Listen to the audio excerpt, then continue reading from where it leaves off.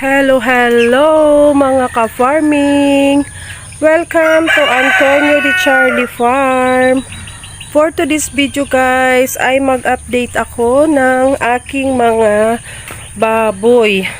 So unahin natin dito yung pinakamatanda, si Lola. So start tayo kay Lola na kumakain pa hanggang ngayon. Ayan. Hindi pa siya tapos kumain guys.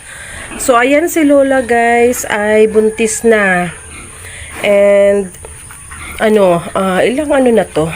Weeks pa lang. So ngayon guys, hindi na kami nagpaano ng barako.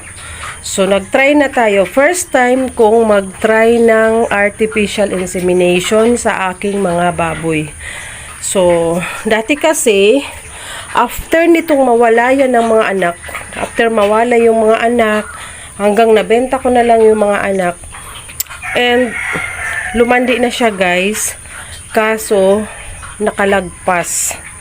So maliban sa bago siya lumandi, after niyang mga anak guys, ay naglagas ang kanyang mga balahibo, ang kanyang buhok. So, pag naglalagas guys, ang balahibo ng mga inahing baboy, katulad nito, numinipis ang kanyang mga balahibo. Hindi siya maglalandi agad. So, kalimitan, sa mga nakalipas niyang pagbubuntis, ito ay after ng 1 week, 2 weeks na maiwalay ang anak, ay lumalandi agad to si Lola. So, dahil naglagas yung buhok niya, hindi agad siya lumandi. And nung lumandi na siya, kasi nagpalipas guys ng buwan, 1 month. 1 month nagpalipas. Kasi nagbenta ako ng mga biik niya ay October. So, November na siya lumandi. Kaso, hindi siya napuntahan ng barako. So, hindi nadala dito yung barako. So, lumagpas siya guys. Naghintay na naman tayo ng 2 weeks. Then, nung lumandi ulit guys, natapat naman na parating na ang bagyong parating si bagyong Pipito noon.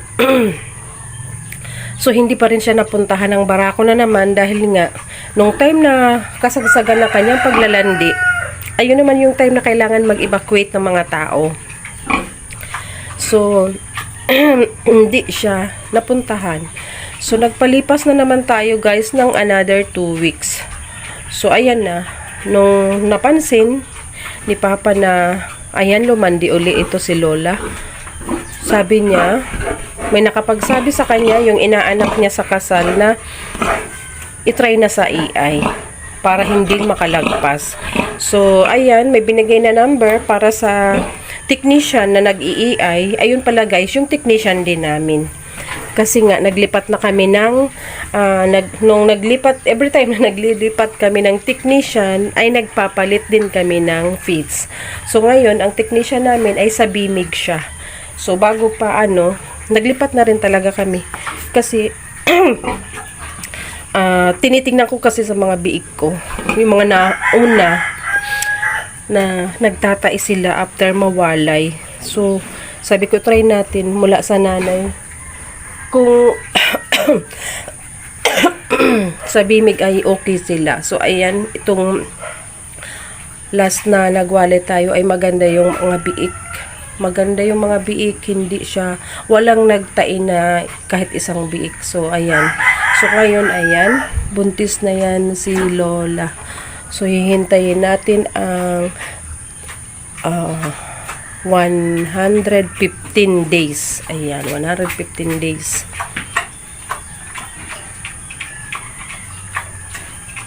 So, ayan guys, ituloy ko ang aking vlog. Ayan, dumating kasi si Papa nagpakain ng mga aso at pato. Ayan guys, yung dala kong shinaron ko na kanin galing dun sa kinasal. Ayan, nagpakain siya ng mga aso namin. Kailangan kasi maraming So, ayan.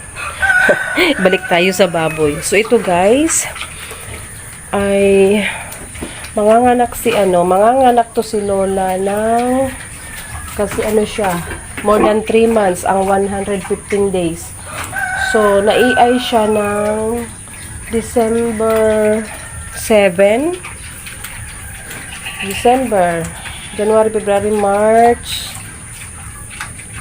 mga April na to guys, manganganak.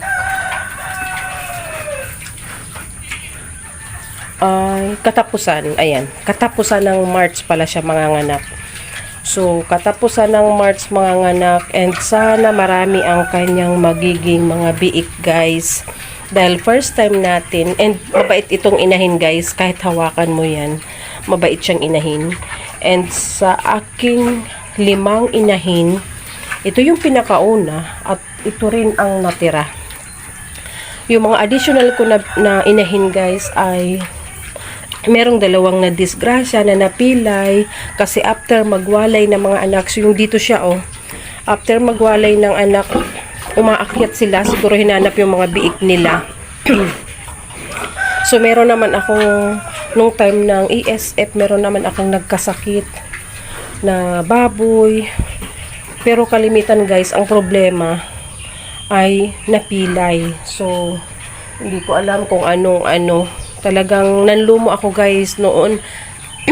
Na-stress ako kasi nung nag-OFW ako, talagang ang napundar ko guys, ang pinundar ko talaga ay mga baboy. Nag-invest ako sa baboy at sa kambing. And ayan, lesson learned sa mga OFW na kailangan hindi lahat ng sahod pinapadala dito sa Pinas. Kailangan kalahati tinitira, nilalaan sa negosyo. Kasi hindi habang buhay, katulad ko ng 4 na taon lang ako, hindi habang buhay ay nasa ibang bansa tayo. Ako guys, 2 kontrata lang dahil ang aking anak na bunso ay dalaginding na. Wala siyang makakasama dito sa bahay. Dahil si kuya, yung panganay ko, ay college na. So, nasa city siya nag-aaral. Bihira lang umuwi. So, napag-ano ko na kung sana bumalik pa ako, ay baka nadagdagan ko pa yung mga kambing ko, nadagdagan pa yung mga baboy ko, or mas nasustentuhan ko yung pagkain para sa fattening, and may mapipili tayong painahin. So talagang struggle guys, sobrang struggle. Nag-struggle na nga yung negosyo, nag-struggle itong farm, iba-ibang problema ang dumadating, sabay pa sa personal problem, family problem. So sinurvive natin lahat yun guys. So sa ngayon, ayan, talaga ngayong taon ay bibitawan natin lahat ng problema. Iiwanan natin sa 2024 ang mga problema, ang mga struggle. Syempre hindi yan matitigil, hindi nawawalan ang tao ng problema, lalo ang negosyo. So pinag-pray ko na sa 2025, simula 2025 ay maging maayos na ang takbo ng lahat, na nagdagdag na ako ng isang inahin. Yung anak nito, nagtira ako ng isang babae para gagawing bagong inahin. So mag 3 months na siya guys.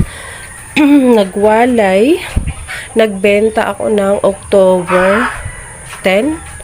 So 2 months na. 2 months, mag 3 months na sa January 3. So, malaki na siya guys. Kasi malakas siya kumain. Nasuportahan natin sa feeds.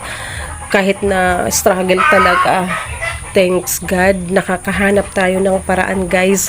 Pag time na wala na akong mapuntahan, merong mga taong nagtitiwala sa atin. Nakakautang ako guys ng darak para sa aking inahin. And kung hindi man ako nakautang ng feeds doon sa binibilhan ko, may tao naman na nagpahiram sa akin para makabili ng feeds kasi narinig niya na wala nang pagkain yung mga baboy ko, tapos tag-ulan pa. So, pinahiram ako guys. And, ayan, mag-isa tayong nag-struggle. Then yung allowance ni kuya, yung assistance na nakuha niya sa student assistant, kay mayor, student assistants, kay congressman, yung mga scholarship niya. Kung hindi niya pa naman kailangan guys, ay hiniram ko muna kay kuya. Then ibabalik ko na lang sa kanya dahil meron naman akong inihintay na pera. Ibabalik ko sa kanya kasi pang ano niya yun, pang allowance niya yun.